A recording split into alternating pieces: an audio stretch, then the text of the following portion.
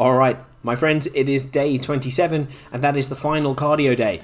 I know that these cardio days have actually been a little bit more difficult than I intended. A lot of people say that the cardio days are very hard, so we've got another good one for you, but I wanted to increase that variety that you've got. So if you liked any of the playlists from last week, go for it, because there's going to be a couple of similar ones in this one. But yeah, if you preferred one last week, make sure you can do that. You feel free to repeat that playlist, because the intention is to just get you doing cardio. So yeah, if you want to go outside for a run, if you want to go for a bike ride, if you want to go for a swim, I know you're in the northern hemisphere, that's not a good idea right now, especially outside, but if you want to do that instead, feel free. Otherwise, I've got these Ring Fit playlists for you, and there's quite a few good ones. There's quite a few good ones actually, so I wanted to make some variety, and I've got 3 different ones. So first up, I've got my own personal cardio playlist that I like. It's just a set of running areas that I really enjoy putting together. It takes about 20 minutes to do. Then I've got a slight alteration of the resistance one from last time, where we kind of focus more on the legs, and then we've got a little bit of a core exercise. So yeah, you've got that as a round of circuits. And then I've also got some interval training. Now, interval training is basically you're working very high for a short amount of time and then you're resting for a longer period. It seems to work okay, and it involves treadmill, so I don't blame you if you don't want to do it, but the option is there if you want something quite hard. So yeah, hopefully that'll work. Awesome. Well, without further ado, make sure you're warmed up, get ready, and let's do this. Let's get cardio on. Okay, so as I said, this is my own personal cardio playlist. I just really enjoy these areas. It's set up to about 20 minutes of cardio for me, and generally I repeat this 2 to 3 times. Starting at beginner, of course, mainly for the music. We then run through starting block bridge. If you want to do the jump, feel free, but it's not mandatory. Keep running while descending if you do. Athletes Road, Rumbling Road, and Dash Along Tower provide more good cardio with some work from the ring con, so it works your arms a little bit as well. Disturbance Meadow provides some normal running before Sporter Bridge and Sporten Waters do a good job with the core. Push-Pull Shrine is excellent, lots of work for the chest before Drago Stadium 6 finishes it off. It uses a lot of different aerobic movements, and it's really fun, so I figured it'd be a good option to share if you've unlocked them. I think you do need to be about World 10 in order to have these all unlocked. In similar fashion to last week's resistance movements, this one uses aerobic full body movements to get our cardio on, as the resistance is very little here. Now we have the 4 main moves: knee lift, sidestep, ring raise combo, and knee lift combo, working us through frontal and sagittal planes, whilst also keeping the heart rate very high. It finishes with the seated ring raise, which requires core control and is a bit slower, but it is one of the faster ab moves. You could also substitute this for leg scissors if you're feeling up to an extra challenge. Repeat this playlist 2 times through if you're going to do it. Any extra rounds you do are up to you. So now for the interval playlist. It is a bit of a different one, as I said earlier.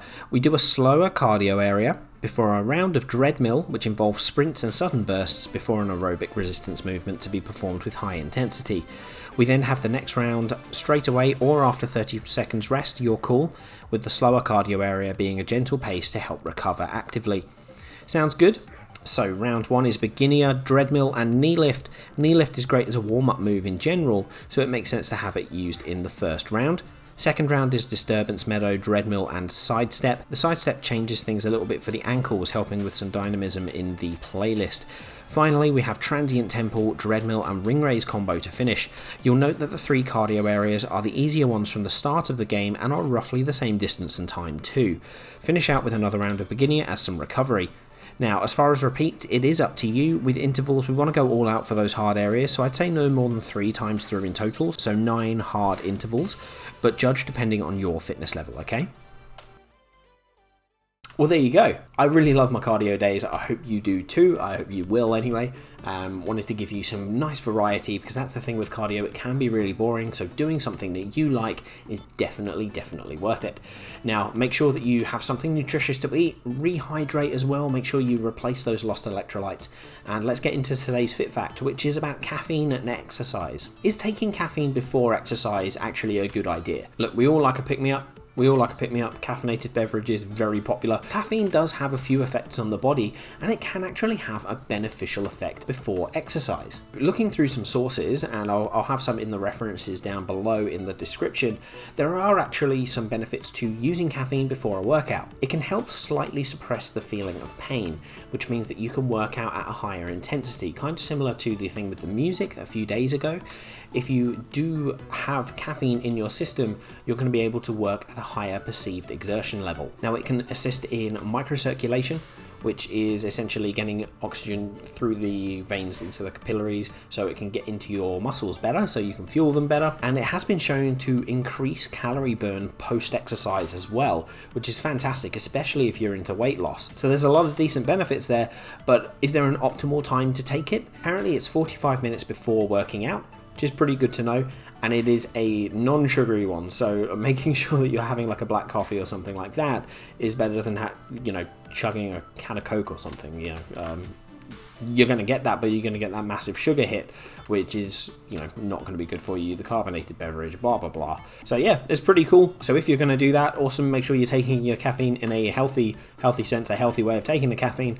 And yeah, reap those benefits, guys. Make sure you do it. It's pretty cool. If you're into caffeine, of course. I know not everyone can take caffeine. I have been in that situation as well, owing to the heart and stuff. But that's a story for like another time. Fantastic. So thank you so much for letting me ramble. I'm going to see you tomorrow for a nice flexibility day, and that is a flexibility day for all levels. You're having a rest day later in the week. So yeah, I want to make sure that you are doing good, and we're just going to do some nice stretching, nice low intensity stuff tomorrow.